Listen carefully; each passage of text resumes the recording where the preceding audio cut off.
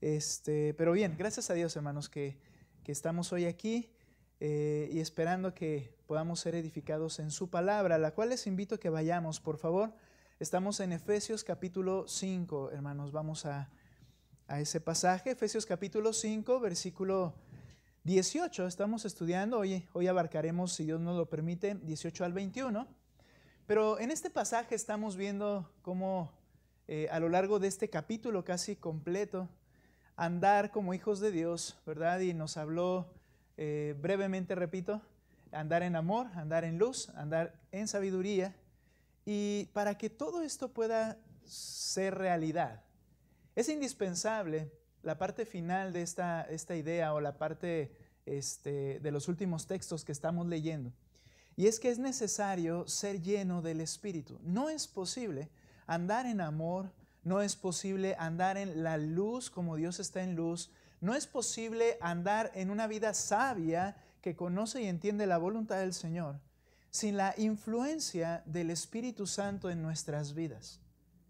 No somos capaces de hacer algo de manera absoluta, perfecta, sin los recursos que Dios ha puesto a nuestro favor. Esa es una gran bendición, hermanos. Él nos demanda hacer cosas, pero no nos deja a nuestras propias fuerzas o expensas, sino que Él provee lo que necesitamos para poderlo llevar a cabo. Y es ahí donde llega el apóstol Pablo en este punto a decir, ok, todo esto es posible si andamos llenos del Espíritu Santo. Y este tema, obviamente, hermanos, es un tema amplio, aunque esto es lo curioso. Son pocos los textos que podríamos decir, ok, lleno del Espíritu, ¿qué significa? ¿Cómo funciona? Como para decir, aquí hay una lista de todo lo que la Escritura dice de manera clara. Esto es ser lleno del Espíritu. De hecho, da por sentado que el oyente, que el lector entiende lo que es ser lleno, porque nada más le dice, tienes que hacerlo. Hoy vamos a hablar, primeramente el Señor podamos concluir esto, pero hoy vamos a hablar lo que implica ser lleno del Espíritu. Pero ubiquémonos por favor en el texto Efesios 5, 18 y iniciábamos con una cláusula en este pasaje, dividido en dos partes, que dice la primera, y no se embriaguen con vino. Tuvimos la oportunidad de hablar un poco, mucho acerca de el vino, acerca de las circunstancias que rodeaban el tiempo en el que se está escribiendo esta porción de la Escritura. Hablábamos de que ha sido un tema debatido durante la historia de la iglesia, permanentemente, si tomar, no tomar. Ha habido y hay en la actualidad posturas distintas, pero creo, hermanos, que todos podríamos llegar a un acuerdo en base a lo que la Escritura enseña y que debería eso ayudarnos a tomar decisiones al respecto, por ejemplo, en cuanto a la bebida. Y de hecho, hermanos, podríamos aplicar esos mismos principios en cuanto a todo lo que hacemos y que pensamos, bueno, ¿será bueno o será malo? Ahora, después de haber hablado acerca de algunos argumentos del por qué sí, ¿verdad? Del por qué no está mal beber, sino lo que está mal es embriagarse, que es lo que dice el texto. En realidad, hermanos, estábamos viendo que en algunos de estos aspectos nos demuestra más una situación espiritual en nuestro corazón. La intención de decir, bueno, ¿por qué no hacerlo? O porque, bueno, produce un cierto gozo, se puede disfrutar. O la idea de que debe ser tolerado y practicado en pro del Evangelio. O la idea de que no le veo nada de malo y tiene beneficios. Todos esos argumentos en un punto, hermanos, en un punto hablan mucho de mi corazón.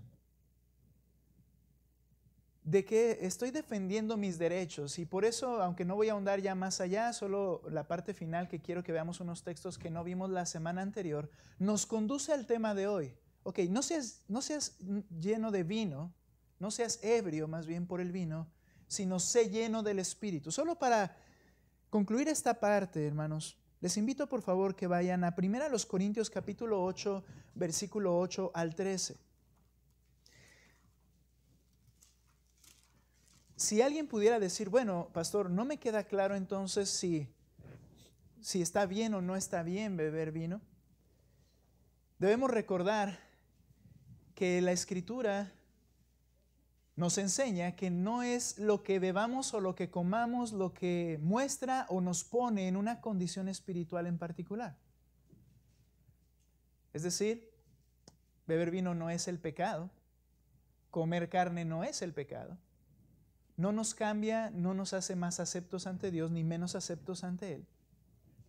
Sin embargo, el problema es lo que está en nuestro corazón. Y mira lo que dice este texto, 1 Corintios 8, sígueme desde el versículo 8, por favor. ¿Listos? Ahora, lo que siempre hago.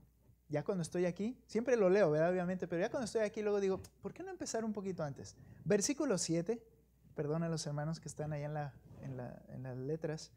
Dice el texto, sin embargo, no todos tienen este conocimiento, porque algunos, estando acostumbrados al ídolo hasta ahora, comen alimento como si éste fuera sacrificado a un ídolo, y su conciencia, siendo débil, se mancha. Habla de nuevos creyentes. Y dice el apóstol Pablo, hablando de comida, de la carne, dice, bien, tú tienes entendimiento de que todo lo que Dios creó es bueno y lo puedes comer mientras sea con acción de gracias. Lo puedes comer y aunque hay algún alimento, como sucedía en ese tiempo, que fue ofrecido a los ídolos, muy bien, apliquemos esto, hermanos, a un aspecto cultural que acabamos de pasar, ¿no? Las ofrendas acerca de los muertos. Ahora, ¿por qué un cristiano no lo debe hacer? Bueno, porque sabemos que los muertos ni regresan, ni tienen entendimiento de nada, están esperando, si son salvos, están con Cristo, si no son salvos, están esperando el juicio, y ellos no tienen parte en lo que se vive en esta tierra, es lo que la Escritura enseña. Sin embargo, en nuestra cultura mexicana se ofrecen alimentos para esos muertos, ¿no? Lo que les gustaba. Ahora, ¿qué pasaría si a ti te invitan a una cena en una familia, ¿verdad? Y te dice, ven, queremos que nos acompañes y tú vas a acompañarlos. Y mira, este es el platillo que preparamos en honor de tal persona. Ahora, ¿tú puedes comerlo o no? Bueno, en realidad, si tú lo comes dando gracias, no te va a pasar nada, ¿no? Leyendo un libro acerca de muchos mitos que luego se utilizan en la iglesia, hablaba de que, bueno, el bocado que te comiste sin dar gracias se va a podrir en tu estómago. Eso no dice la Biblia. Eso no va a pasar, ¿verdad?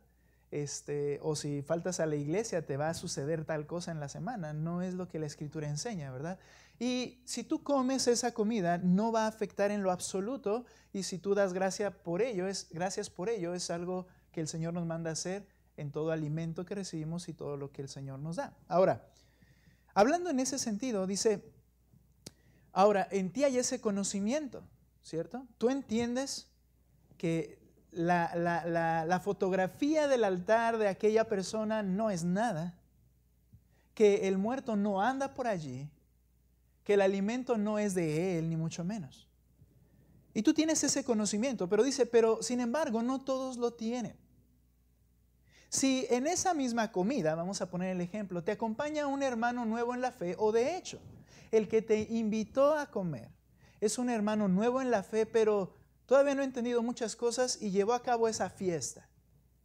Y entonces te dice, muy bien, pues hermano, yo sabes que ya tenía esto planeado, ya lo habíamos hecho, yo creí en Cristo ayer, es un ejemplo hipotético, ¿no? Yo entendí el Evangelio ayer, pero ya todo estaba hecho, hermanos, ahora pues ven y si quieres nos servimos otra cosa o come esta carne que es para mi familiar que está muerto. Para esa persona, eso es una realidad. Piensa que ese alimento realmente lo está ofreciendo a algo que quizá en ese momento ya dice, no está bien, pero no puedo ahora detener esta situación. Bien, dice la Escritura, cuando la situación es así, cuando alguien que ya está acostumbrado a esas idolatrías viene a Cristo y ahora dice, esto es malo, pero ahora ¿qué hacemos? ¿Nos lo comemos o no, hermano? Tú le podrías decir, hermano, no pasa nada, tú cómetelo, no te va a suceder nada. Pero para él es una realidad todavía en su mente, en su conciencia. Entonces, dice el apóstol Pablo, su conciencia, siendo débil, se mancha. Lo va a comer porque tú le dices, no va a pasar nada, hermano, tú cómelo. Pero él está pensando, es que esto era de lo que el Señor me sacó. Y al estar comiendo de esa manera, cuando lo hacemos en contra de nuestra conciencia, estamos pecando.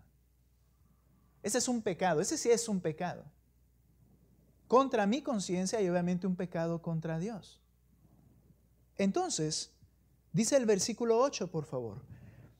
Pero, nota esto, la realidad es que la comida no... Quiero que lo lean ustedes en la versión que tienen en sus manos, por favor. ¿Qué dice el verso 8 fuerte? Dice...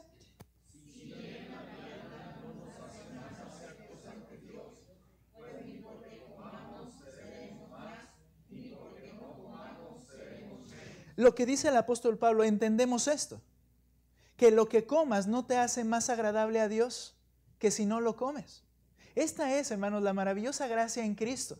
Tú eres acepto en Cristo delante del Padre, eres recibido por el Padre, no por ningún mérito personal, ni por ninguna cosa que comas, ni por ninguna cosa que no comas. Eres acepto ante Cristo por Cristo. Digo, ante Dios por Cristo. De tal manera que no hay manera de que puedas ser más acepto. No lo hay. No hay manera de que puedas ser más perdonado y amado por Dios, porque ya lo fuiste en Cristo. Entonces, te lo comas o no te lo comas, no estás mejor delante de Dios. No eres más acepto delante de Dios. Ya fuiste aceptado por fe en Cristo. Pero el creyente nuevo todavía no entiende estas cosas. Y luego dice entonces el versículo 9, ok, ya entendemos eso, la comida no me hace más acepto ni la bebida delante de Dios, pero tengan cuidado, aquí es donde entra la parte que el creyente debe evaluar lo que hace a la luz de esta necesidad. Tengan cuidado, no sea que esta libertad de ustedes, es decir, yo ya soy acepto, no hay nada que lo pueda interrumpir, no hay nada que lo pueda mejorar, ya soy acepto. Esta libertad de ustedes, de alguna manera, ten cuidado que no se convierta en piedra de tropiezo para el nuevo o el débil. Ten cuidado que lo que te debe preocupar es el efecto que vas a provocar en el otro creyente nuevo. O en esa persona que te está observando, como decíamos la semana anterior, que te está observando y está viendo, dice que es cristiano, ¿qué es lo que hace? ¿Qué es lo que le marca la diferencia conmigo? Ten cuidado porque ahí sí hay un problema. Si lo que haces va a afectarles a ellos en su concepto de Cristo, ten cuidado. Porque si alguien te ve a ti, que tienes conocimiento, sentado a la mesa en un templo de ídolos, ¿no será estimulada su conciencia si él es débil a comer a lo sacrificado a los ídolos? ¿No verá y dirá, bueno, pues este es cristiano y hace las mismas cosas? No entiendo. Es ahí, hermanos, donde aunque lo puedo hacer, la idea de Pablo es, mejor no vayas. ¿Para qué vas a hacer tropiezo a alguien más? Mejor no lo hagas. ¿Para qué vas a hacer tropiezo a alguien más? ¿Has experimentado esas preguntas en algunos momentos en tu vida en decir, bueno, algunos me comentaban algo de esto y viene a mi mente, ¿no? Pero esas preguntas de decir, bueno, ¿y tú sí haces esto? ¿Sabes qué sería bueno, hermano? Que le preguntaras, bueno, ¿por qué me lo preguntas? Bueno, ¿sabes qué? Es que yo conocí a un cristiano que él no hacía tal cosa y él me decía que no era lo mejor, pero tú sí lo haces. ¿Sabes? Es bueno saber qué es lo que está pasando en la mente de la otra persona cuando hay este tipo de preguntas. Saber qué es lo que está la persona entendiendo y no solamente dar una respuesta fácil. Ah, sí, yo sí lo hago. Ok. ¿Qué conclusiones está llevando a su mente? Ah, para mí no hay problema. Yo entiendo que para ti no hay problema, pero ¿qué dice la Escritura? Pero tienes que pensar en el otro. Ese es el punto.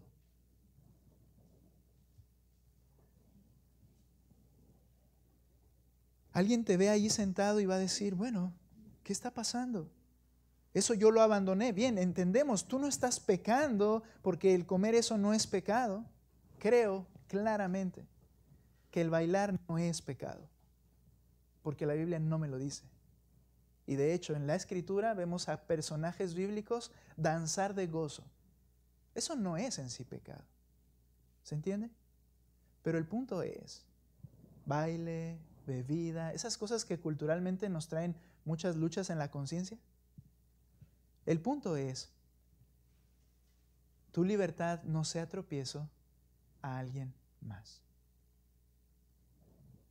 El punto es lo que decíamos la semana pasada. Ten cuidado de argumentar que lo haces en pro del Evangelio.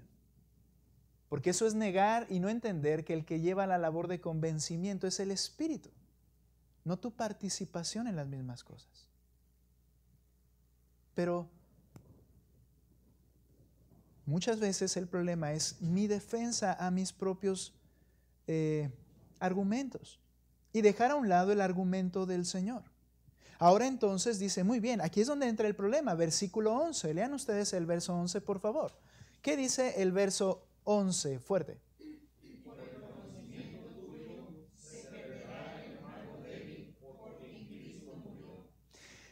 Por tu conocimiento se perderá el que es débil, el hermano, por quien Cristo murió. Ahora hay que entender esto, no está diciendo que se va a ir al infierno.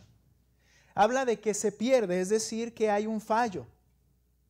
Que esta persona nueva creyente, también siendo creyente, esta persona se ve afectada al grado de que esa persona sí cae en pecado.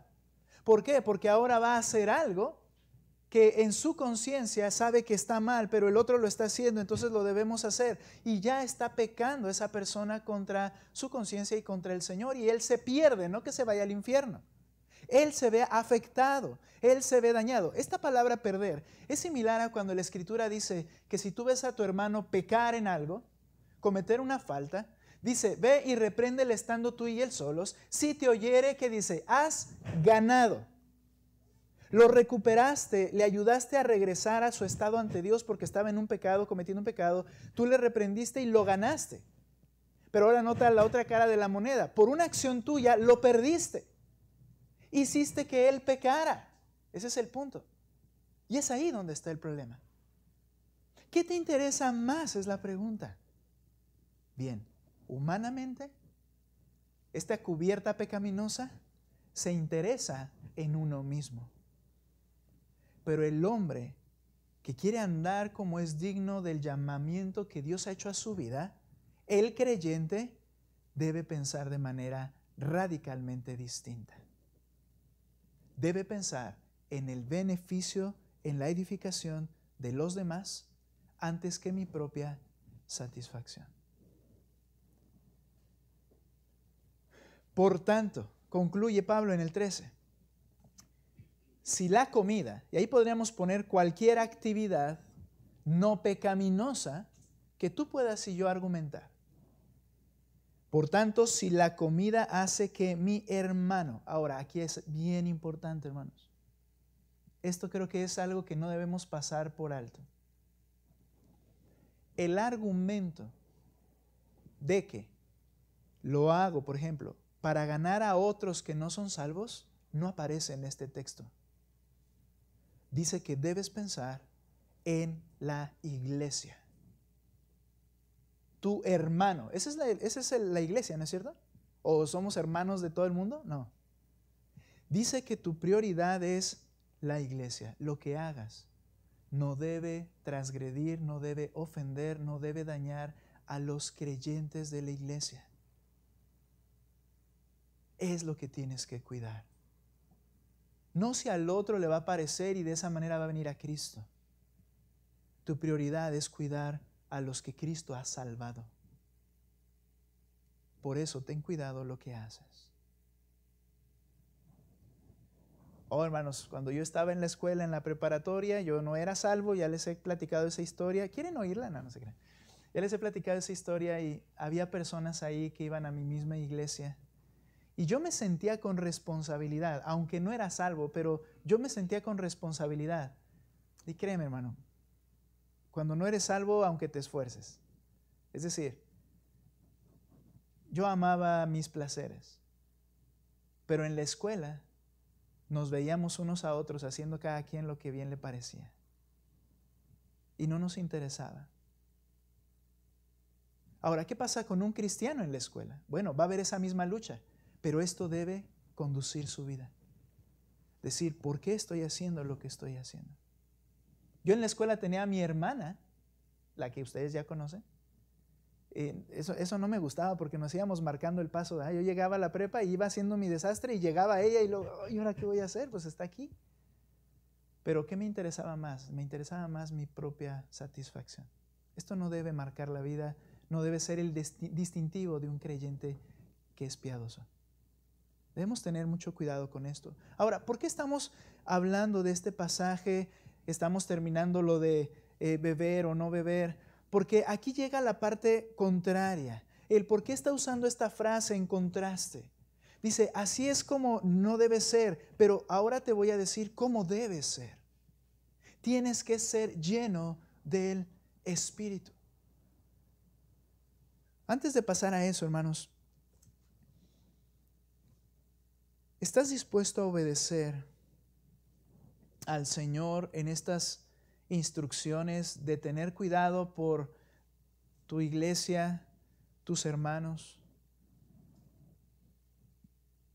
¿O estás dispuesto más a complacerte a ti mismo? Suele pasar que quienes viven una vida aislada al de la comunidad de la iglesia, que comienzan a aislarse a sí mismos de la comunidad en la iglesia, suele pasar que es su conciencia, porque están viviendo de acuerdo a como a ellos les place y saben que eso no puede ser algo, o no sé en qué profundidad lo entiendan, pero que no es acorde al ambiente de la comunidad de la iglesia, y entonces ellos mismos se empiezan a apartar. Esta puede ser un factor, hermanos. Saben que están viviendo en algún pecado práctico y prefieren aislarse porque no quieren ser tampoco como que juzgados o vistos, pero también entienden o pueden sentir que no están andando de acuerdo a los demás del grupo.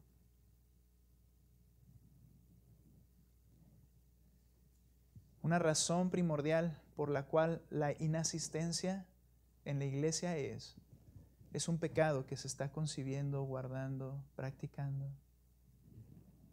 Más que una iglesia, más que el que se esté haciendo malas cosas en la iglesia, son nuestros pecados en los cuales estamos sumergidos en ocasiones. La libertad radica en que en Cristo entonces ya somos aceptados por el Padre, no por lo que hacemos o dejamos de hacer. Sin embargo, el cuidar no ser tropiezo, sino edificación. En lugar entonces de ser contrario al plan de Dios, eso aporta al plan redentor del Señor. Ahora, en este pasaje, hermanos, a manera de recordar brevemente, dice el texto, regrese conmigo a Efesios 5:18. No os embriaguéis con vino, en lo cual hay disolución. ¿Ok? Esta palabra implica una vida y condición sin imposición de límites. Es decir, una persona que no se somete a la razón propia del que bebe, no está sometido a su propia razón, ya que se encuentra gobernado por su deseo y en última instancia gobernado bajo el control de otra fuerza. ¿Cuál es esa fuerza en la embriaguez? Bueno, la capacidad depresiva del alcohol. El alcohol somete. Una vida en disolución significa una vida desenfrenada, abandonada a los excesos y el libertinaje. Ahora, creo, hermanos, que cuando dice que en la embriaguez hay disolución, no solo se refiere al punto en que ya estoy completamente perdido y ya hago lo que ni cuenta me doy, sino que la disolución, ese desenfreno, no tener límites, es la característica que te lleva a buscar esa embriaguez. Si tú mismo no te pones límites, tú entras con la intención de llegar a un punto. Entonces todo el proceso es una actitud de libertinaje, es una actitud de desenfreno. Dice, en esa actitud lo único que hay es desenfreno, no hay límites.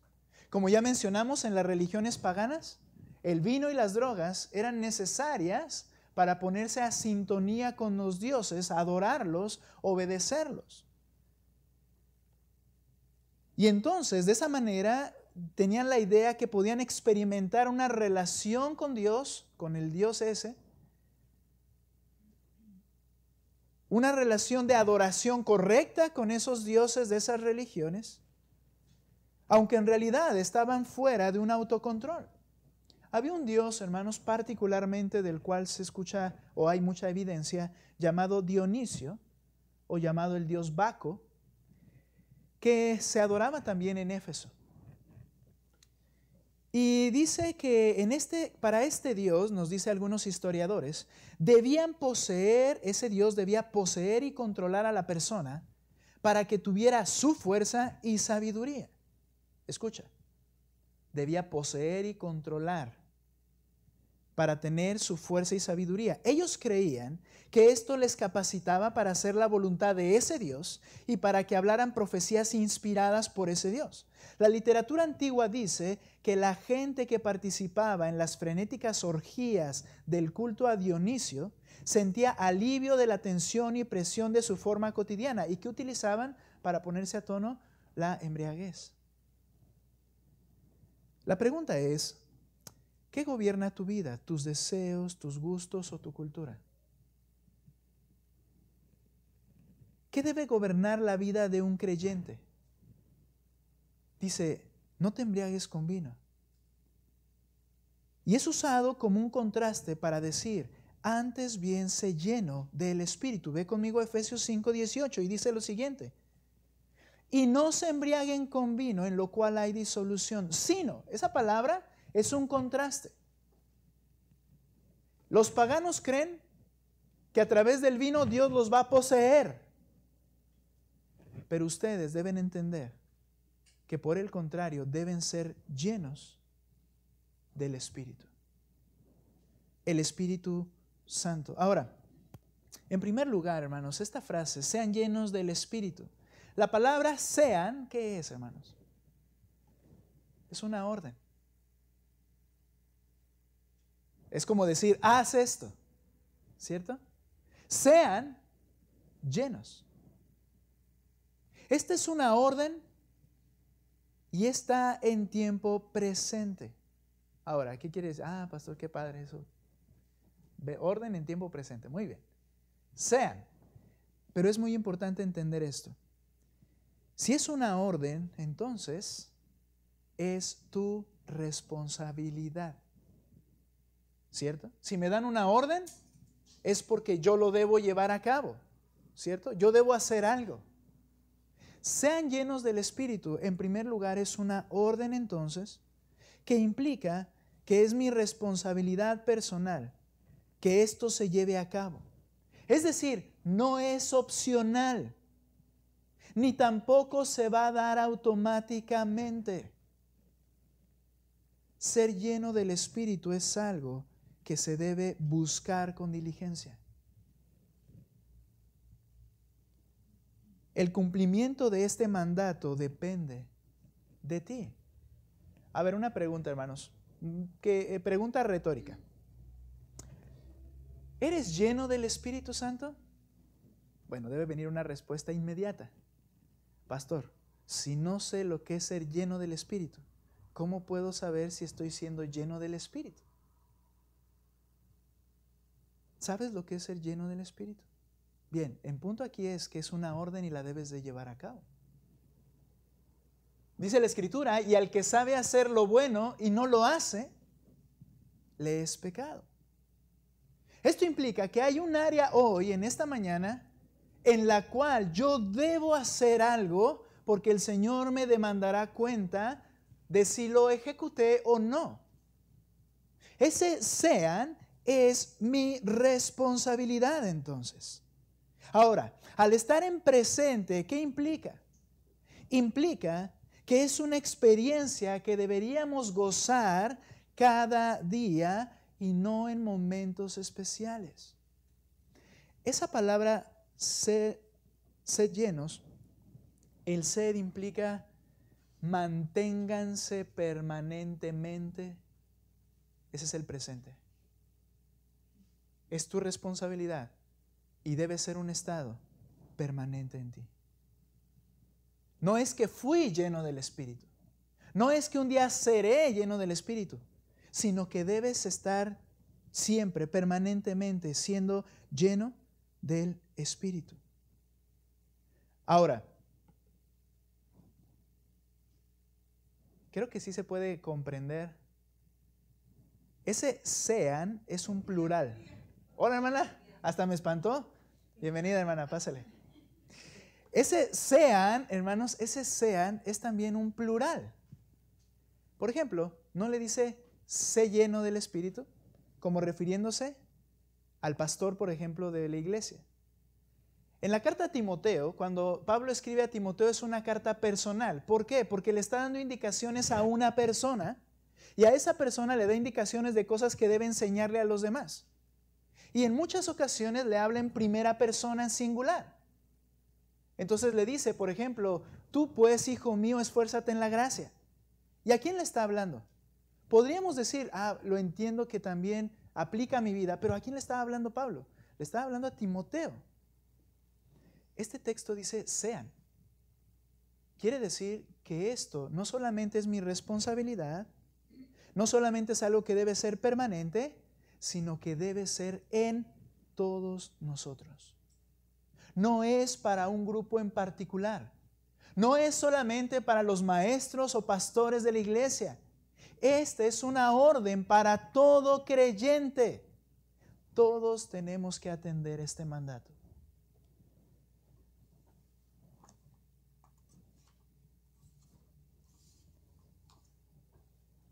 Y dice el texto, sean llenos, sean llenos. Hay una diferencia entre decir sean llenos y llénense. A ver, un poquito de español práctico. ¿Qué implica llénense? ¿Alguien que me quiera opinar algo? ¿Ok? ¿Y quién hace eso? La acción. Bueno, ok. Pues ya le entendí. Bueno, en el español se oye como que también yo puedo atribuirle al otro, ¿no? Pero si está hablando en primera persona, aunque es en plural, está dando la indicación a cada persona individual de manera plural. Llénense implica que yo y todos, cada quien por sí mismo se llenen. Ahora, esta orden no dice llénense. No dice, ok, como si el Espíritu Santo fuese un objeto, fuese una fuerza, y ok, ahora voy a tomar al Espíritu Santo y lo voy a poner y voy a hacer que se llene mi persona.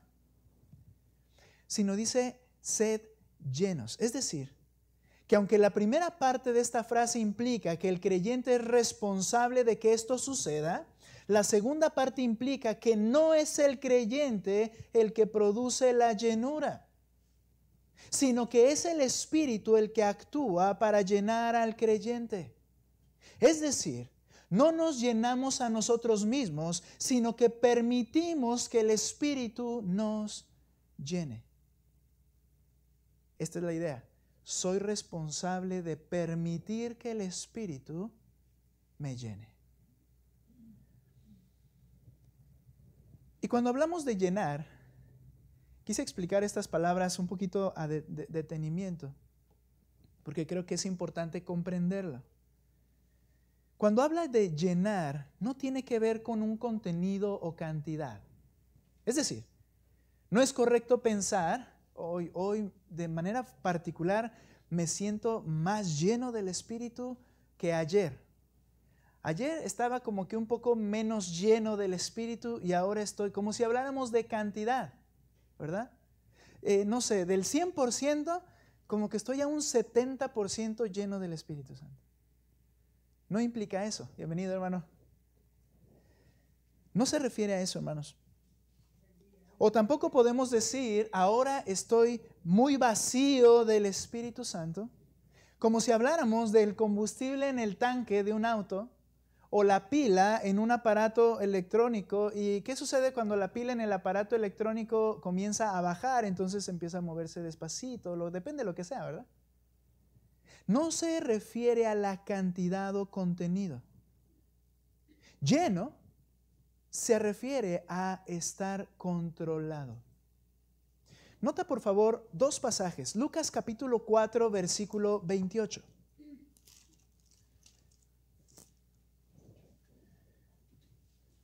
Lucas 4, 28, por favor.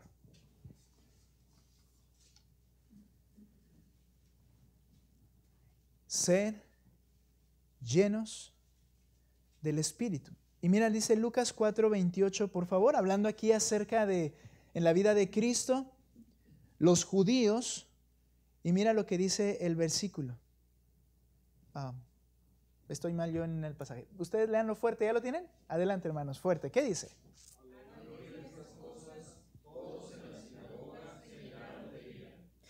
Al decir estas cosas, al oír estas cosas, todos los que estaban en la sinagoga se llenaron de ira. Ahora, ¿qué fue lo que sucedió? Entonces van contra el Señor y lo quieren matar. Ahora, ¿cuál es el punto de ser lleno de ira? No era como que le fueras a preguntar, oye, ¿qué tan enojado estás? Oh, pues estoy medio enojado. O estoy muy enojado. No, ¿qué es lo que enfatiza el texto?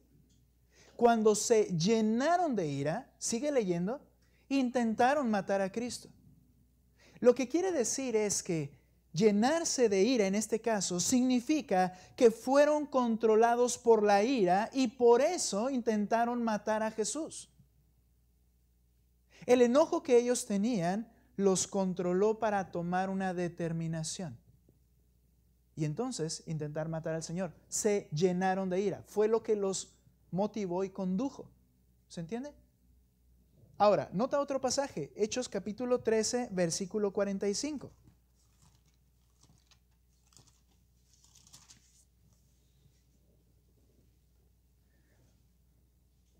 La idea aquí no es cantidad, no es un volumen, qué tan lleno o tan vacío, sino ser controlado.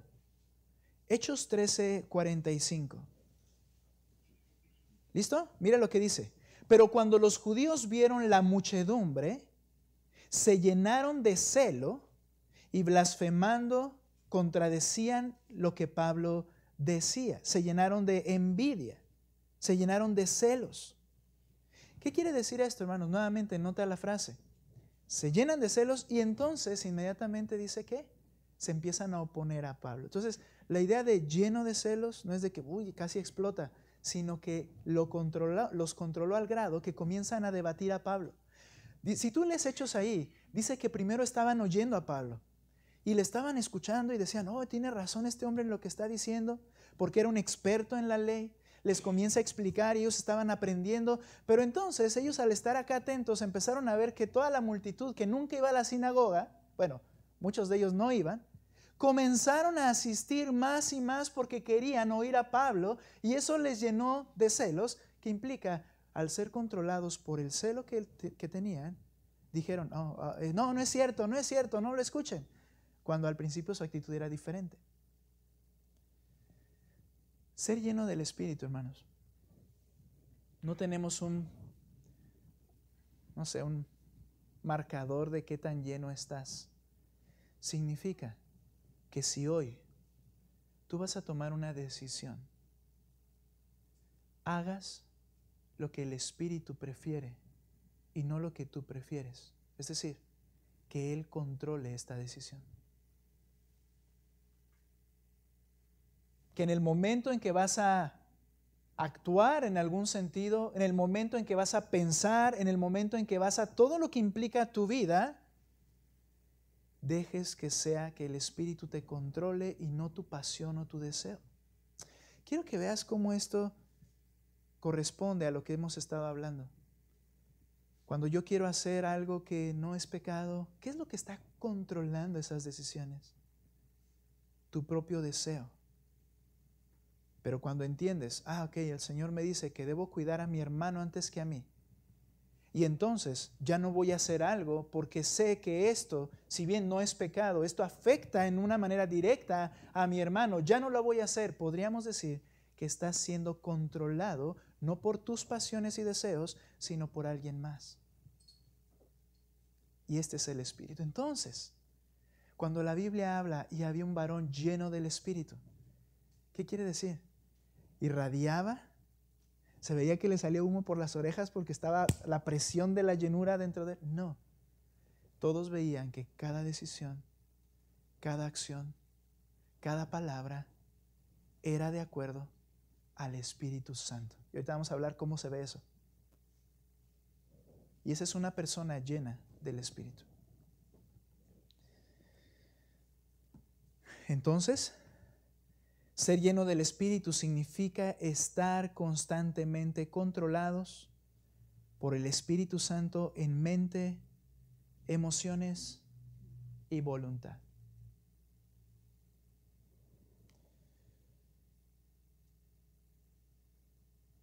Si tú evalúas, si yo esta semana, hermanos, podríamos decir, ¿has sido lleno del Espíritu? Acuérdate, no preguntes cuánto has sido lleno, sino ¿el Espíritu te ha controlado en esta semana?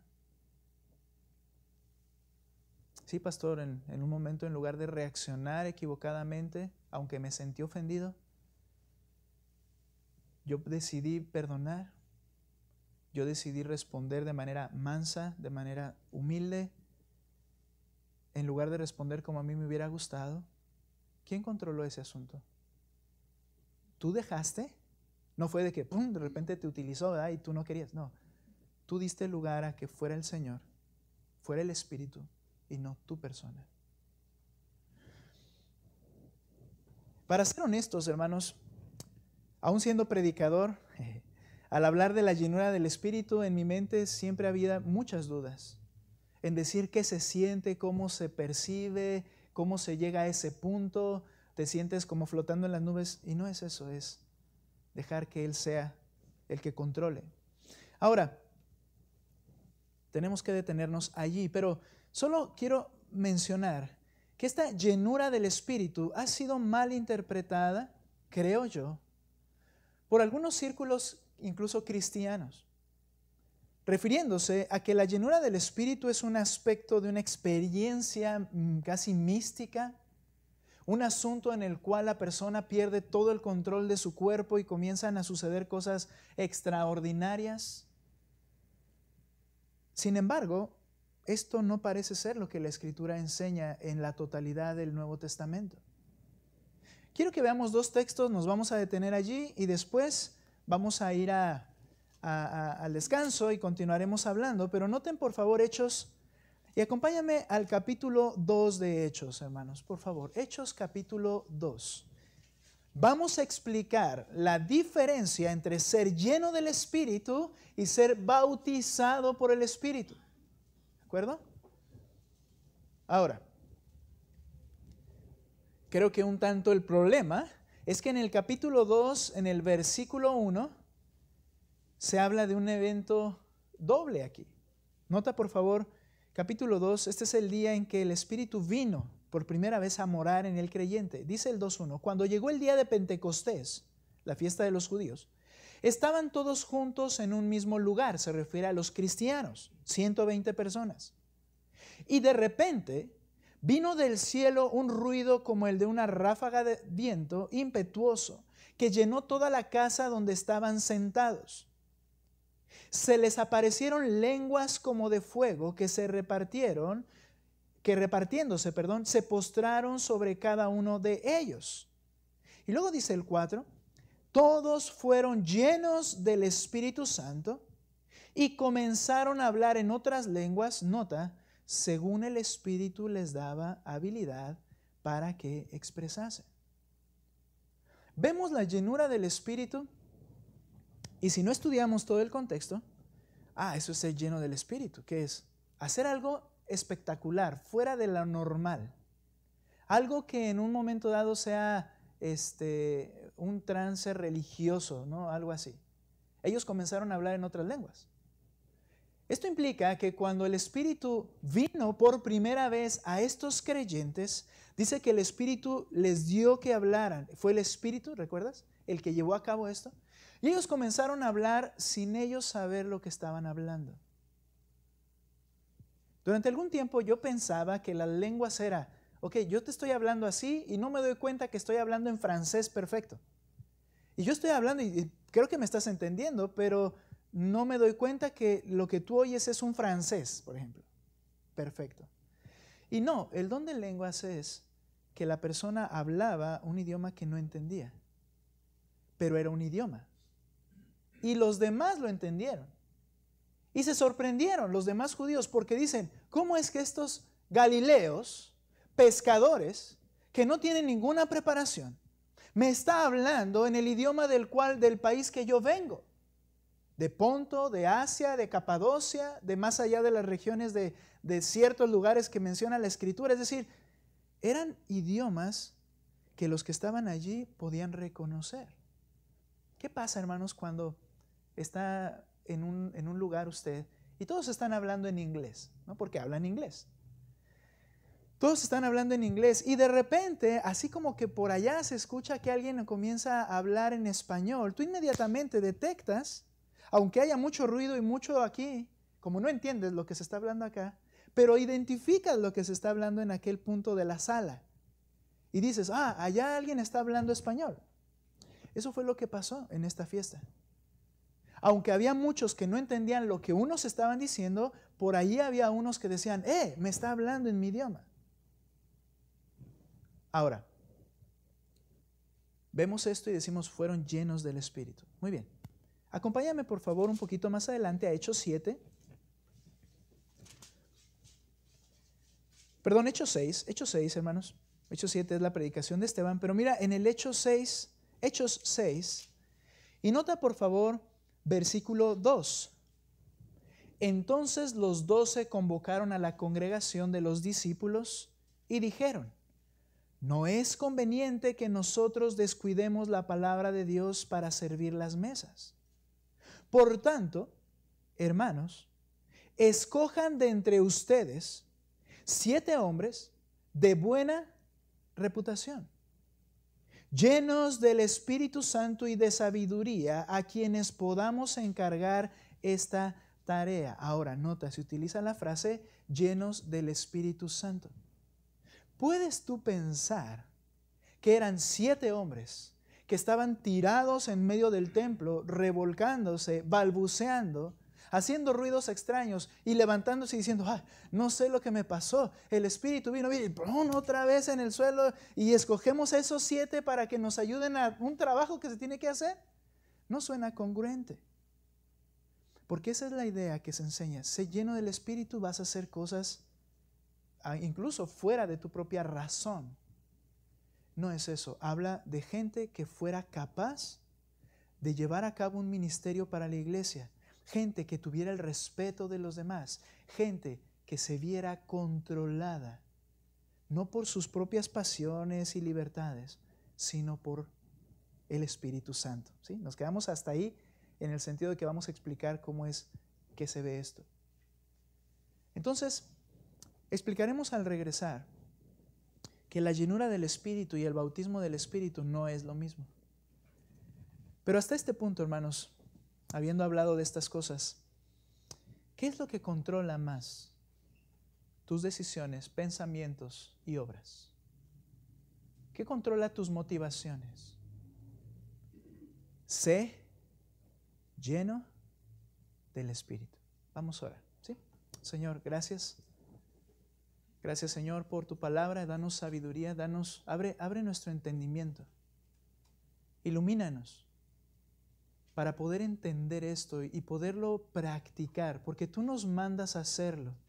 No debe ser algo que quede de una manera misteriosa en nuestra mente, sino algo que debemos comprender y practicar. Yo te ruego, Padre, dame palabras correctas. Y te ruego, dale a mis hermanos un corazón entendido. Gracias te damos en esta mañana en Cristo Jesús. Amén. Bueno. Muy bien, hermanos. Vamos por favor nuevamente a nuestro texto base, Efesios capítulo 5, versículo 18. Bien, en este pasaje entonces continuamos estudiando, hermanos. Dice, y no se embriaguen con vino, en lo cual hay disolución, sino sean llenos del Espíritu. Ahora, vamos a explicar que el ser lleno del Espíritu no es lo mismo que ser bautizados por el Espíritu. Si alguien viene de un contexto quizá en un sentido carismático, pentecostés, muchas veces estos términos se utilizan como de una forma sinónima.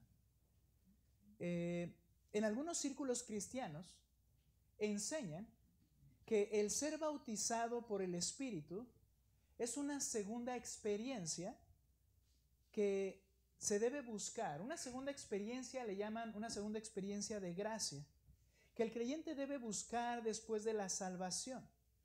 Y relacionan esta segunda experiencia con la llenura del Espíritu. Como vimos en Hechos capítulo 2, habla de que y fueron llenos del Espíritu, y se utiliza como que es lo mismo a ser bautizado por el Espíritu.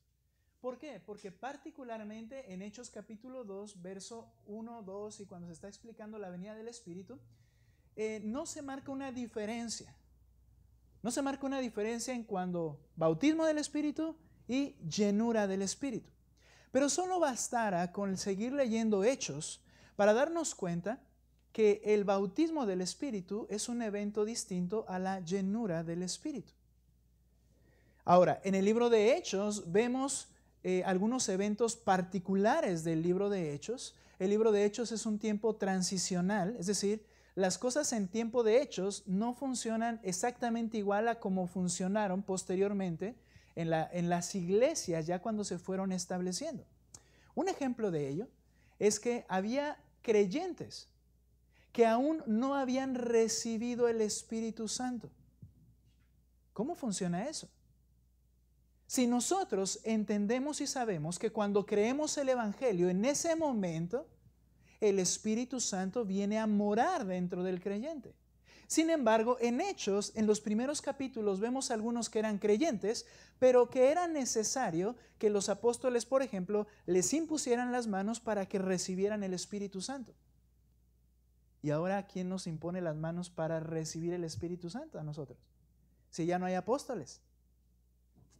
En base a eso, algunas doctrinas distintas enseñan que tiene que seguir habiendo apóstoles, por ejemplo, y que al momento de que ellos hacen algo, el Espíritu Santo viene sobre ellos, mal entendiendo, creo yo, lo que la Escritura enseña a lo largo de Hechos, y no solo Hechos, sino las cartas posteriores en el funcionamiento de la iglesia. Pero es mi intención que podamos explicar que la llenura del Espíritu no es lo mismo a ser bautizado por el Espíritu. Dicho de otra manera, lleno del Espíritu o bautizado por el Espíritu. Hay que marcar una diferencia en nuestras conciencias y entendimiento.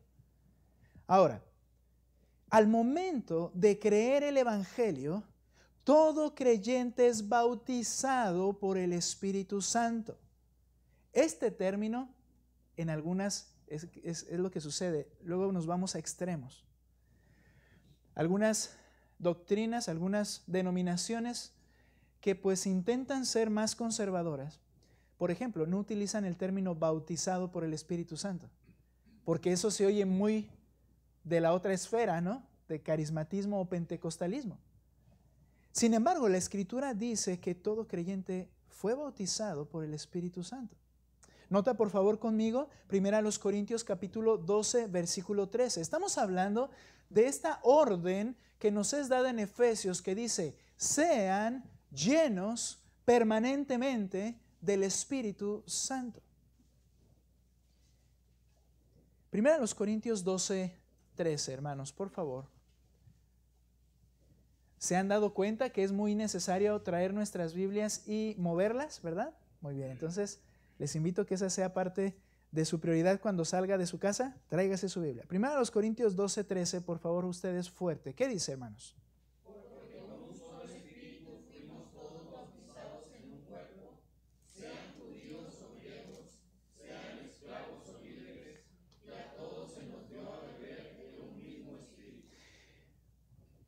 todos, por un mismo espíritu, fuimos bautizados en un solo cuerpo. Este texto nos enseña que, y noten cómo el apóstol Pablo habla en tiempo pasado, todos fuimos, porque está hablando a creyentes. Y el propósito del apóstol Pablo es hablar de que la iglesia es una unidad, que no importa si eres judío, si eres no judío, si eres de cualquier nacionalidad, hombre o mujer, en el momento en que fuiste bautizado por el Espíritu, fuiste agregado a una unidad llamada el cuerpo. El apóstol Pablo va a explicar acerca de tener cuidado y de no menospreciar a ningún miembro de nuestra iglesia. Pero dice el texto, porque todos fuimos bautizados por un mismo espíritu. Utiliza otra analogía y dice, se nos dio a beber a todos de un mismo espíritu. Ahora podríamos, ¿y cuándo bebí el Espíritu Santo? El punto, hermanos, es entender con el apóstol Pablo que todo creyente, todo aquel que cree el Evangelio, al momento de haberlo creído, fue bautizado por el Espíritu Santo. Esto implica que el Espíritu Santo vino ya sobre ti. Así como sucedió en Hechos capítulo 2, que el Espíritu por primera vez allí vino, o en Hechos capítulo 3 y 4, cuando al poner las manos el Espíritu venía sobre ellos de los apóstoles, el apóstol afirma aquí, ya todos fuimos bautizados por un mismo espíritu. Es evidente en la marcha de la narración y de las escrituras del Nuevo Testamento que las cosas fueron distintas a las que sucedieron en el libro de Hechos. Eso hay que tener mucho cuidado. Algunas iglesias quieren hacer de manera normativa el libro de Hechos para decir que de esa manera es como sigue funcionando, pero hay aspectos que no cuadran con el resto del Nuevo Testamento en ese sentido. ¿Ok? Para esto, Pablo dice, ya todos, hablando a la iglesia de Corinto, una iglesia griega, dice, todos somos bautizados por un mismo espíritu y unidos a un mismo cuerpo. ¿Ok? Es en el mismo evento de la fe en el Evangelio en Cristo o de Cristo. El Espíritu viene a habitar en el cuerpo del creyente para estar con el creyente. Esa fue la promesa de Cristo antes de partir. Si yo me fuere, enviaré el Espíritu, dice, y el Espíritu morará o estará en ustedes. Sucede de primera vez en Hechos 2, viene el Espíritu, comienzan a hablar en lenguas. Sucede de manera paulatina cuando el Espíritu, los apóstoles ponen las manos y viene esa promesa sobre los nuevos creyentes. Pero ¿cómo funciona ahora con nosotros? Romanos capítulo 8, verso 9. Y con nosotros y con los creyentes del primer siglo también. Solo fue un periodo en el que algunas cosas realmente fueron distintas. Romanos 8, 9, por lo menos la manera en que sucedieron. Pero mira lo que dice Romanos capítulo 8, versículo 9. Sin embargo, ustedes, hablándolo a los creyentes en Roma, no están en la carne, sino en el Espíritu. Si en verdad el Espíritu de Dios, ¿qué dice? Habita, mora en ustedes. Pero si alguien, note, no tiene el Espíritu de Cristo, el tal no es de él. Este pasaje establece que todo creyente tiene ya el Espíritu dentro de sí. Porque si hay alguien que no tiene el Espíritu dentro de sí, ese no es creyente. ¿Te das cuenta? Vuelvo a hacer un poquito de contraste.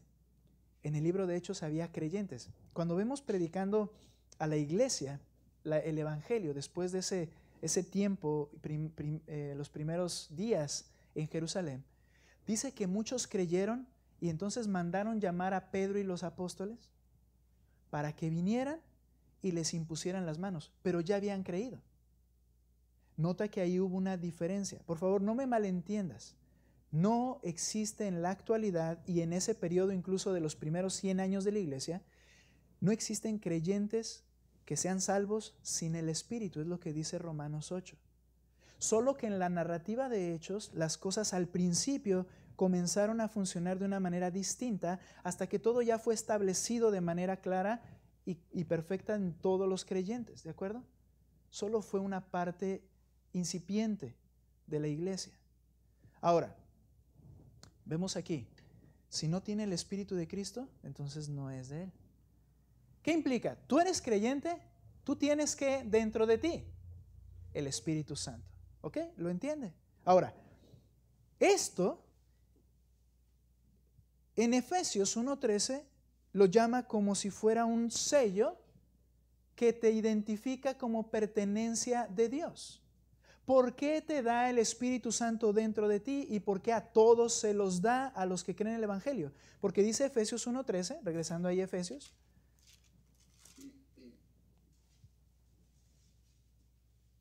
Nuevamente, hablando de manera general a los creyentes de Éfeso, en Él, hablando de Cristo, también ustedes, después de escuchar el mensaje de la verdad, el Evangelio, y luego lo aclara, el Evangelio de su salvación, y habiendo creído, fuiste sellados en Él con el Espíritu Santo de la promesa.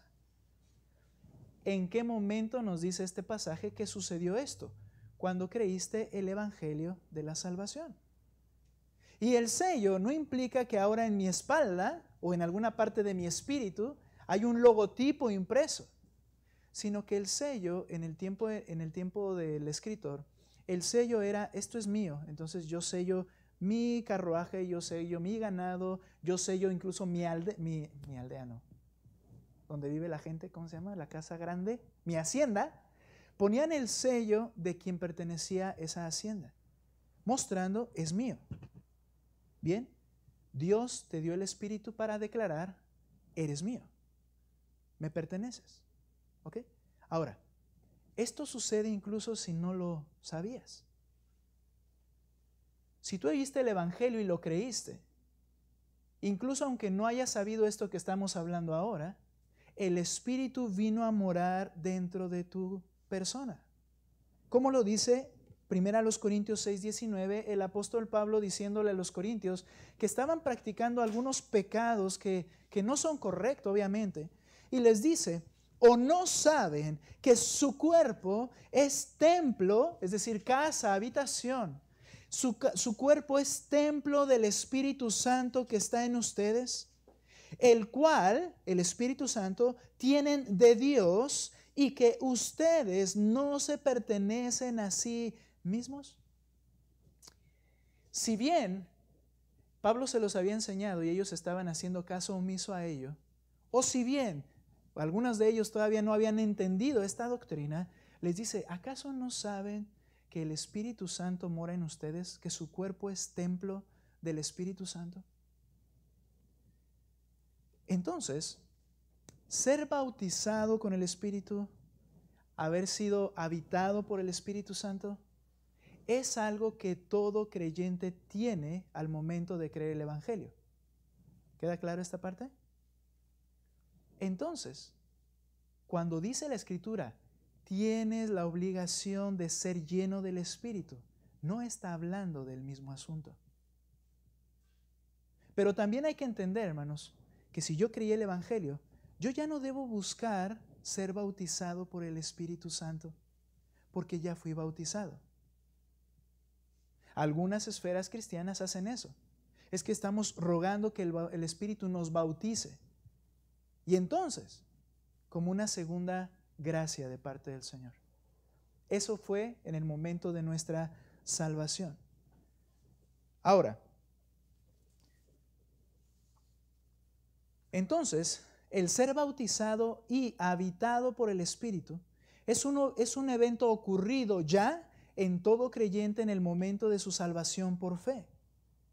La llenura, entonces, de la que estamos haciendo referencia en Efesios 5:18, la llenura no es recibir al Espíritu. Se supone que ya lo tienes dentro de ti. La llenura no es recibir el Espíritu. La llenura es permitir que el Espíritu Santo cumpla los propósitos por los cuales llegó a vivir en ti. La llenura, repito, es permitir que el Espíritu Santo cumpla los propósitos por los que llegó a vivir en cada creyente. Y esto es mi responsabilidad. Nota por favor Hechos 4:31, algunos ejemplos de esta llenura. Me parece que vimos alguno de ellos, pero vamos a verlos en Hechos 4:31, por favor. Lean ustedes, hermanos, Hechos 4:31. ¿Qué dice?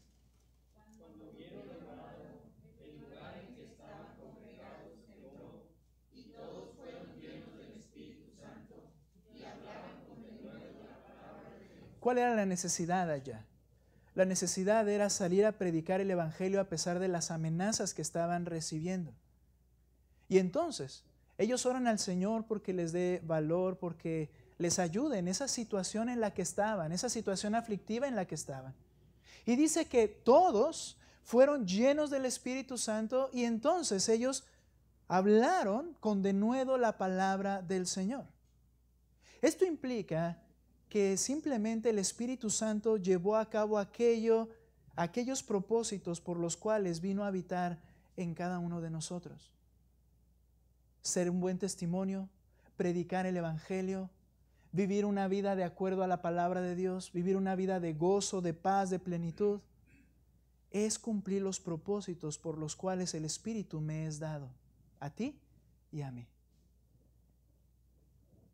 Fueron llenos. Y ya leímos Hechos 6:3, en donde los diáconos o los que escogieron para ayudar en esta necesidad en la iglesia tenían que ser varones llenos del Espíritu. Y como ya explicamos, hermanos, se refiere a personas que están en su vida cumpliendo esos propósitos que el Espíritu tiene para nosotros. Entonces viene esta pregunta, hermanos, importante. Muy bien. Soy responsable de permitir que el Espíritu Santo me llene, y ya explicamos que significa me controle. ¿Cómo ser lleno del Espíritu?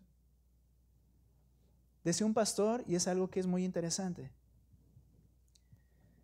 ¿es necesario orar para que el Espíritu Santo te controle? ¿Pedirlo? Bueno, alguien argumentaba y decía, pero si es la voluntad del Señor, ya te la dejó clara, que tienes que permitir que suceda. Entonces no es algo por lo que tienes que orar, como diciendo, Señor, no estoy siendo lleno porque no he orado y no he pedido. Si yo te lo mandé, que seas controlado por el Espíritu. ¿Qué es lo que entonces yo debo hacer? Bien, el ser lleno del Espíritu, hermanos, es una idea sinónima a que el que controle cada uno de los aspectos de mi vida sea la palabra de Cristo. Vayan conmigo a Colosenses capítulo 3. Siempre mantengan esta relación entre Efesios 5:18 para poder explicar con Colosenses 3:16 qué es ser lleno del Espíritu. ¿Controlado por quién? Verso 16, por favor, y versículo 17. ¿Listos? Que la palabra de Cristo habite, more en abundancia en ustedes, con toda sabiduría, enseñándose, amonestándose unos a otros, con salmos, himnos y canciones espirituales, cantando a Dios con acción de gracias en sus corazones, y todo lo que hagan, de palabra o de hecho, háganlo todo en el nombre del Señor Jesús, dando gracias por medio de Él a Dios el Padre. Nota este pasaje. Dice el texto que todo lo que hagas, cuando la palabra de Dios mora en abundancia en ti, cuando tú comprendes las Escrituras, las estás entendiendo, puedes ver lo que el Señor demanda de ti en cada aspecto de tu vida a través de la palabra de Dios. Implica entonces que la palabra comienza a controlar, y dice el verso 17, entonces todo lo que hagas, sea de palabra o sea de hecho, hazlo en nombre del Señor. ¿Qué está diciendo? Ya lo mencionamos en alguna ocasión, pero no es, muy bien, Señor, en tu nombre voy a hacer esto. Ya lo estoy haciendo en nombre del Señor Jesús. Si me está diciendo que la palabra more en mí, que me controle, sinónimo a lo que dice el Espíritu Santo los llene a ustedes. ¿Qué está diciendo? Que cada paso que voy a dar lo tengo que evaluar a la luz de lo que la Escritura dice. ¿Por qué? ¿Quién es el que inspiró la palabra de Dios? El Espíritu Santo. Dice que Él condujo a los profetas, a los escritores. Él los inspiró para que entonces tengamos lo que el Espíritu Santo, lo que Cristo quiere que tengamos aquí. Lo que debo hacer, hermanos, es evaluar mis decisiones, pensamientos a la luz de qué dice la palabra de Dios. Que yo tengo que hacer esto. ¿Qué haría o qué debo hacer? ¿Qué dice la Escritura que debo hacer en este asunto? Y esto obviamente, hermanos, implica todas las esferas de mi vida. ¿Es aquí dentro? No, ¿verdad? Tráiganme ese niño feliz para acá, por favor. Tenemos que saber cuál es su fórmula para llegar a esa felicidad. No sé quién fuera. No, solo era broma. ¿Era un niño? Ok. Qué bien chifla para su edad, vamos a decir, ¿verdad? Ok, a ver, entonces Colosenses nos dice ahí que la palabra de Cristo mora en abundancia y entonces todo lo que hagas, sea palabra o hecho, hazlo en el nombre del Señor, es decir, de acuerdo a esa palabra de Cristo. Esto quiere decir entonces que gobierne la palabra es someter mi voluntad, someter mi cuerpo, someter mis planes, someter mis recursos, someter mis talentos, someter mi vida en obediencia a la palabra del Señor. No es un momento de trance religioso. Es un acto de obediencia. Por eso me dice, tú debes permitir que el Espíritu te controle. Tú debes permitir que la palabra te controle. Eso es ser lleno del Espíritu Santo. Cada vez y cada paso. Como dijimos, hermanos, ser lleno no es una cantidad de llenura, sino el control. Y me decía ahorita una hermana y platicábamos, ¿verdad? Pero es cierto, es cada paso. ¿Cuál es tu siguiente decisión? Hermanos, no hay decisiones pequeñas que no deban ser pasadas por el filtro de la voluntad del Espíritu Santo. Sinónimo de la voluntad descrita en la palabra de Dios. No hay decisión tan grande que se salga de los designios de las Escrituras o del Espíritu Santo. Y ser controlado por el Espíritu es que yo decida en base a lo que Él dice en su palabra. Hermanos, ¿cómo puedo yo ser controlado por la palabra si la desconozco? ¿Cómo? Bueno, si tú tienes desconocimiento de algo en la vida práctica, en tu vida práctica, en mi vida práctica, ¿qué debo hacer? Preguntar, consultar, porque no quiero hacer nada que no sea en nombre de Cristo. No quiero hacer nada que esté fuera del control del Espíritu Santo. No quiero hacer nada que no esté descrito en la palabra del Señor. Nota por favor este maravilloso contraste. Los que quieren emborracharse se someten a su propio deseo y voluntad, pero tú no. Tú sé controlado por la voluntad de mi palabra. Sé controlado por el Espíritu Santo. Ahora, con esto no quiero decir que el Espíritu Santo no es nada, sino solo es una obediencia a la palabra. No, quiero decir que Él está en nosotros. Pero yo debo dejar que el Espíritu Santo entonces me conduzca obedeciendo su palabra. Esa es mi responsabilidad.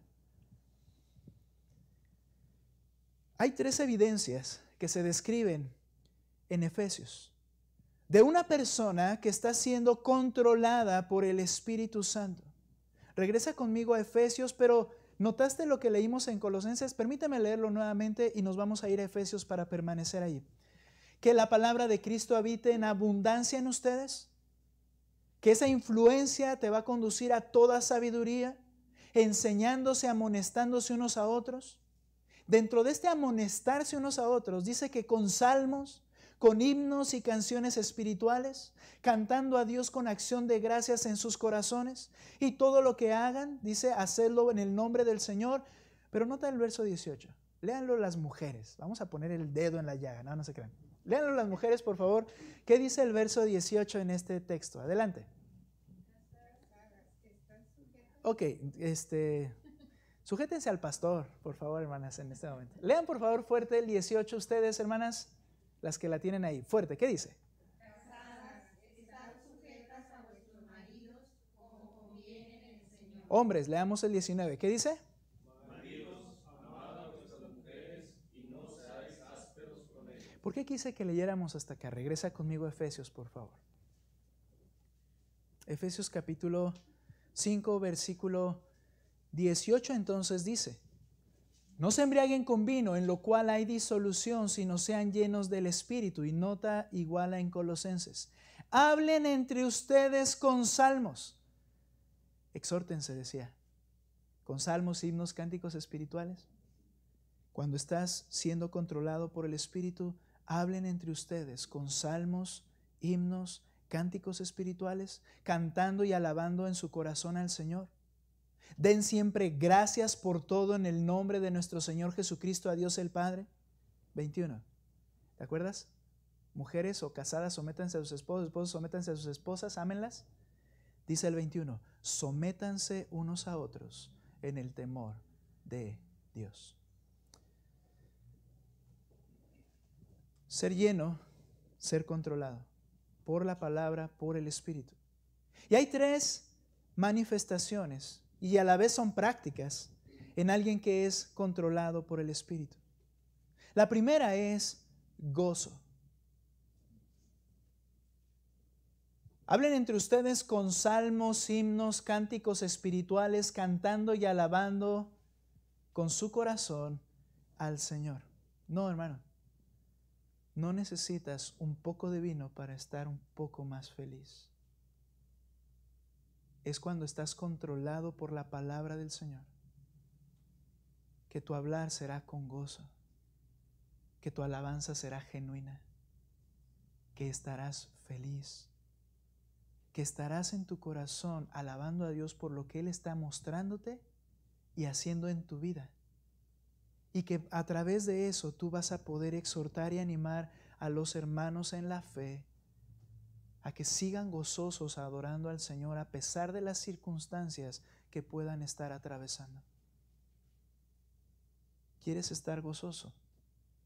O dicho de otra manera, ¿está faltando gozo en mi vida?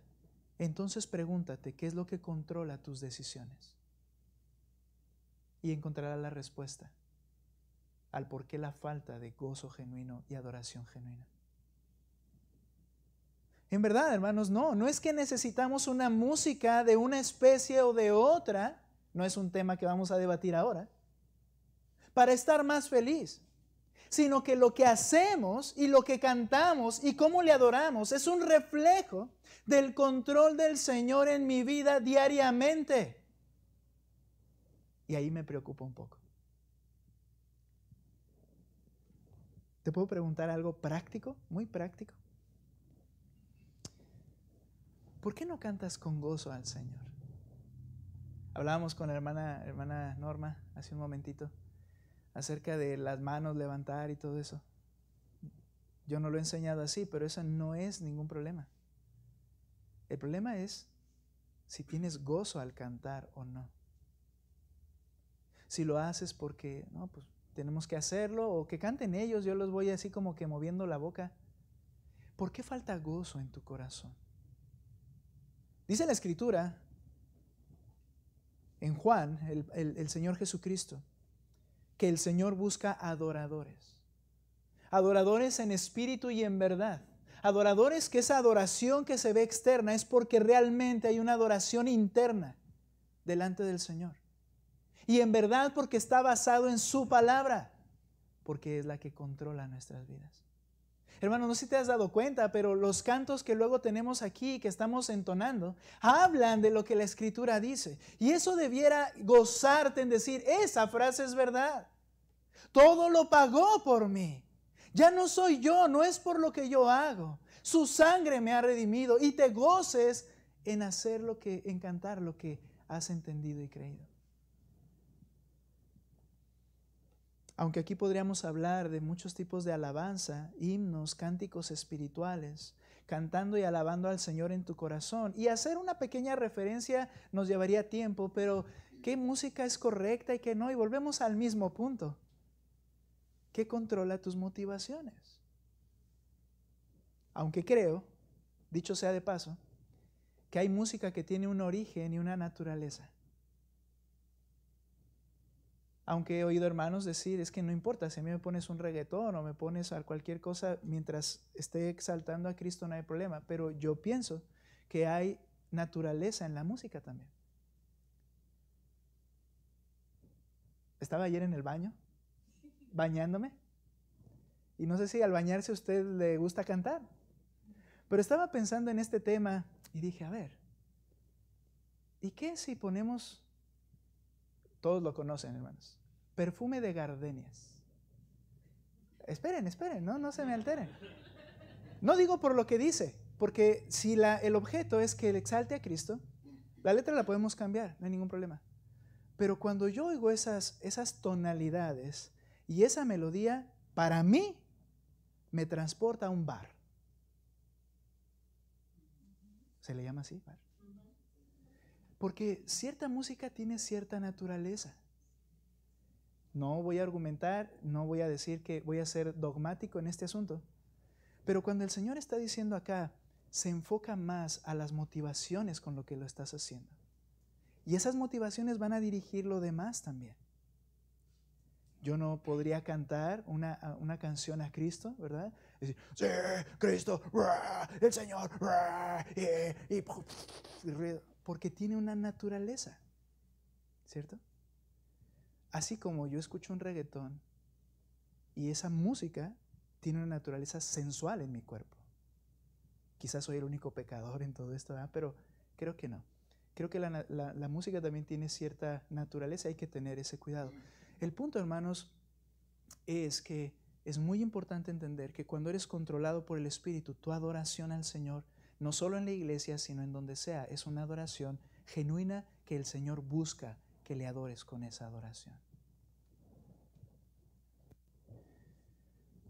Gozo, paz inconcebibles para los demás. Es el Espíritu en nosotros el que produce estas evidencias. Un lleno del Espíritu dice, dando siempre gracias por todo en el nombre de nuestro Señor Jesucristo a Dios el Padre. La palabra gratitud está relacionada con la palabra gracia. Si hemos experimentado la gracia de Dios, debemos ser agradecidos por lo que Dios nos ha dado. La gratitud es el pensamiento también, la gratitud y el pensamiento también están relacionados. Si pensáramos más en lo que el Señor ha hecho, agradeceríamos más. Nuestra falta de gratitud, hermanos, revela que estoy siendo controlado por otras cosas que no es el Espíritu Santo y su palabra en mi vida. Acompáñeme, por favor, a 1 Tesalonicenses 5:18. Vamos a leer 2 textos más y vamos a terminar. Pero mira, 1 Tesalonicenses 5:18.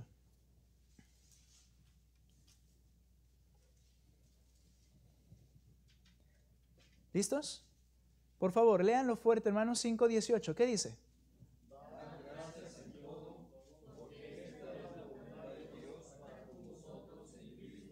Dad gracias en todo, en toda circunstancia. ¿Por qué? ¿Por qué, hermanos, esto puede ser posible cuando el Espíritu está controlando tu vida y su palabra está controlando tu vida? ¿Por qué, hermanos, vamos a poner un ejemplo drástico, estar siendo, por ejemplo, los primeros creyentes crucificados literalmente, y el apóstol Pedro gritarle a su esposa, piensa en Cristo? Y ver a creyentes que están muriendo dando gracias al Señor. Y la gente siendo impactada al ver esa gente muriendo y dando gracias. Y dice el texto, dar gracias en toda circunstancia. ¿Por qué? Porque si controla tu vida la palabra de Dios, debes saber que eso que estás pasando es la voluntad de Dios para tu vida. Y Él es bueno. Y hay enfermedad. Y dices, gracias Señor, porque esta es la voluntad de Dios en mi vida. Y eso es bueno. Y hay pérdida de un hijo. Y hay pérdida económica. Y hay pérdidas lamentables. Pero el que está siendo controlado por la palabra, recuerda, nada se sale de tus preciosas, poderosas manos. Gracias. Pero cuando en mí hay un poco de desagrado por lo que estoy pasando, no es la palabra la que está morando en mí, porque estoy desconociendo la voluntad de Dios en mi vida.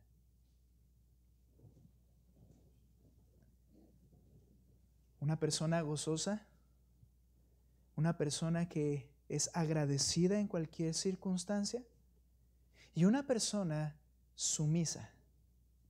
Si leímos, como les pedí que leyeran allá, el aspecto de las casadas estén sujetas a los maridos amen a sus mujeres, y estamos ahora en Efesios 5 y dice, someteos unos a otros en el temor de Cristo. El resto viene, las mujeres estén sometidas a sus maridos, porque el marido es cabeza de la mujer, así como Cristo es cabeza de la iglesia, siendo él mismo el salvador del cuerpo. 25, maridos amen a sus mujeres. No lo vamos a tratar porque lo vamos a ir estudiando. Pero luego, no solo eso, va y dice, hijos, obedezcan a sus padres. Está hablando a hijos creyentes. ¿Cómo se ve el sometimiento como una evidencia de que el Espíritu me está controlando? Se ve en mis relaciones personales, porque me interesa el bienestar de la otra persona, no el egoísta personal.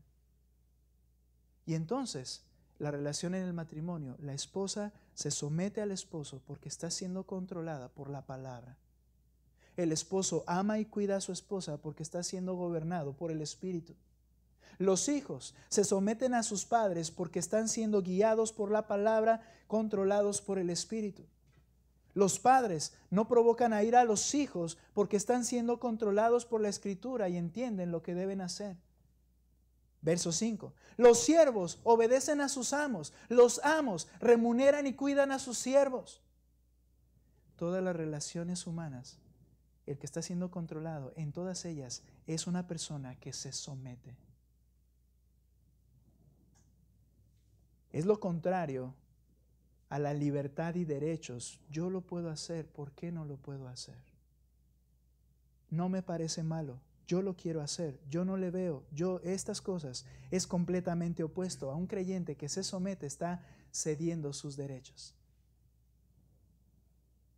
Es vivir para la edificación de los demás, en casa, en el trabajo, en todo lugar. Termino con este pasaje, hermanos, por favor. Acompáñenme a Romanos 12. Aunque un texto que me encanta cuando hablamos de esto, y me encanta es un decir, ¿verdad? Tenemos que practicarlo. Pero es Filipenses 2, 1 al 4, donde dice que nosotros miremos por las necesidades de los demás como superiores a las mías primero. Y noten por favor Romanos capítulo 12, verso 10. Les quiero pedir, hermanos, que terminemos con este texto fuerte, hermanos. ¿Recuerdas? Considera a los cristianos.